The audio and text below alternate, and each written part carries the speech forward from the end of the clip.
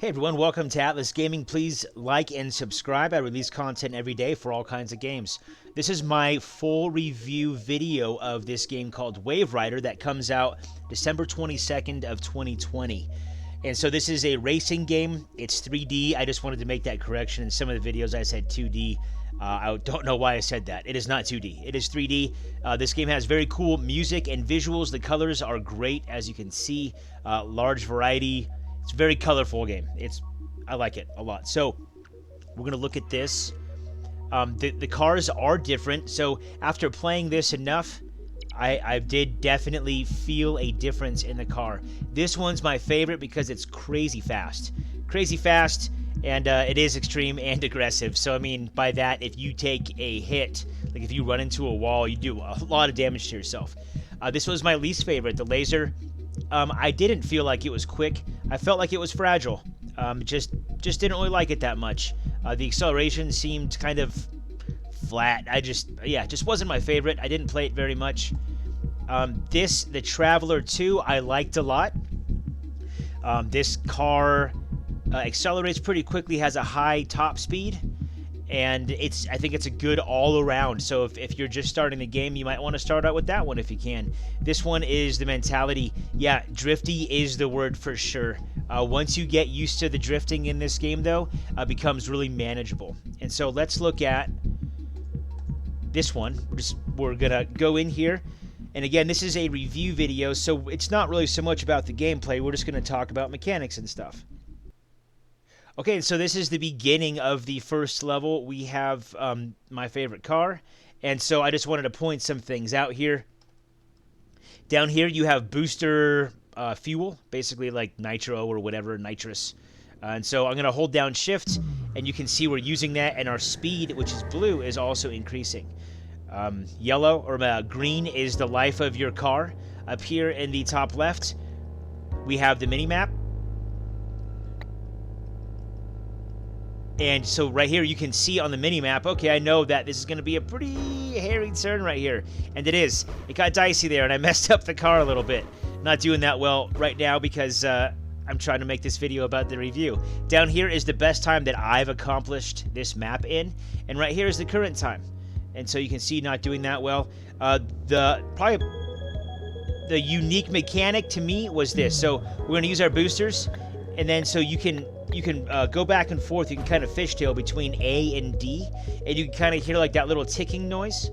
And that's if you watch when that noise happens, look at our boosters. And so we're recharging boosters by doing that.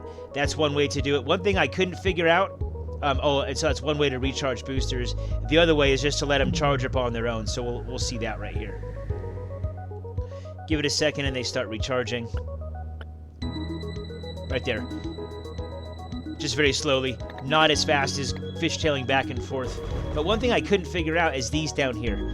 These are waveforms, and in the description on Steam, the developer talks about changing waveform and stuff. I couldn't figure it out. I feel like I gave it a really honest effort, and so I'm sorry, but I don't have that information. I can't really review on that. I wanted to also talk about the controls. So if we go into options and go down here to controls, well, also I guess since we're here, these are the video options. So go down here to controls.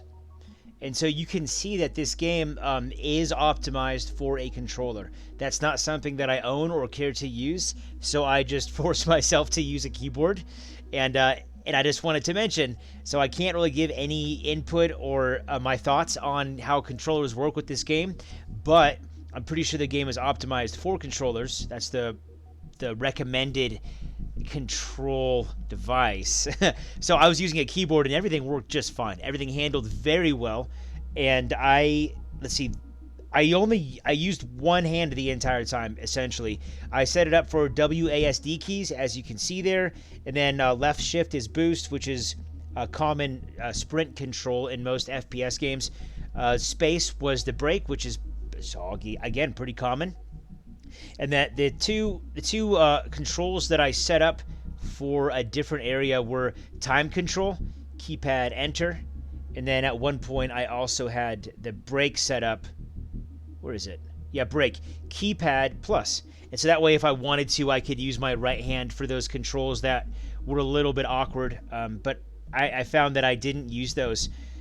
Number one, the time control, I just didn't think it really gave me any advantage. It's just I'd watch myself crash in slow motion. It didn't, you know what I mean? It didn't like give me any advantage for timing or like I guess achieving the next checkpoint in a certain amount of time. And so the break, I found that I didn't really use because you have really good control when the faster you go. And so I didn't really find that I needed those two things. So I ended up just racing and playing the whole game with one hand. Just my left hand, WASD, shift, and space, and that's it. And then so we'll start run. And so I kind of went over this already, but there are 4 cars. So here's the first one, second one, third one, and fourth one. You start out with all of them. This is the one that doesn't exactly look like a car. It looks least like a modern day car. So there are 4 maps, blank slate, 8X City, Saturna, and then Hydro Way. So I beat the game here at Hydro Way, and I confirmed, that is the end of the game. There's some kind of cool explanatory stuff, but there's never been a straight up explicit like, hey, this is what's going on in the world, this is your place in the world, and this is what you're doing. I kind of like that. There's some mystery to it, and you can kind of piece it together based on aspects of the story that are introduced to you through gameplay. So after having beaten the game, it is short. There are 4 levels, and there is a lot of replayability because the tracks are very long. And I found myself playing a map again that I had played earlier, like an hour ago, and it seemed a little bit different. And I'm sure it wasn't, but that's how long the tracks are, and there's enough variety between the visuals, the music, and the track construction, the actual road. I think there's enough variety that even though it is a short game with only 4 maps, that there is some good replayability here, especially if you want to do the hardcore mode, which I have zero desire to do because I'm not a masochist, and I'm not that much of a completionist. But so you can read it. You race through every stage with only 1 life. Destruction or timeout will be game over. Beat the game as quickly as possible. So I don't have any interest in doing that. It sounds like that's the end game, is do all 4 maps with getting every single checkpoint in the allotted time and not crashing and dying. Sounds very difficult. For those of you who like Steam achievements, there were a lot. I don't know how many exactly. Let's see. Hold, please. Okay, I just had to go check. So far, I've beaten the game. So just all 4 of these levels. See, there are, without spoiling anything, there's a certain point in the story where you have to make a decision. And so I got 1 achievement after making that decision. I'm guessing that if I choose something else, then I will get an achievement for that. And yeah, so anyway, I got 9 out of 16. I got 56% of the achievements. If that's your thing on Steam, that's just the description of how hard they are to get and how many there are. And then we come down here. And so these are our menu options. We'll take a look at this WR Mini really quickly. It's a mini game. It's you just go through and you're on a highway and you just avoid the cars. So like that, there's 1. The high, like the high score that I've gotten is 7 when I was just trying to figure it out. And so as you go along here, it goes faster and faster. I'm waiting for one to come on our side. I think this is how I got 7 the first time. Was just by luck. So that car, I just hit it, and so reset the score. But that's it. Really simple mini game, but it is there. I do recommend this game. I think it was really fun, especially if you like the old style arcade racers. You should check this one out tomorrow on Steam. It comes out December 22nd of 2020. And thanks again to the developer for giving me pre-release access. I really appreciate that. And thank you for watching Atlas Gaming. I also appreciate that. Please like and subscribe. I release content every day. We'll see you in the next one.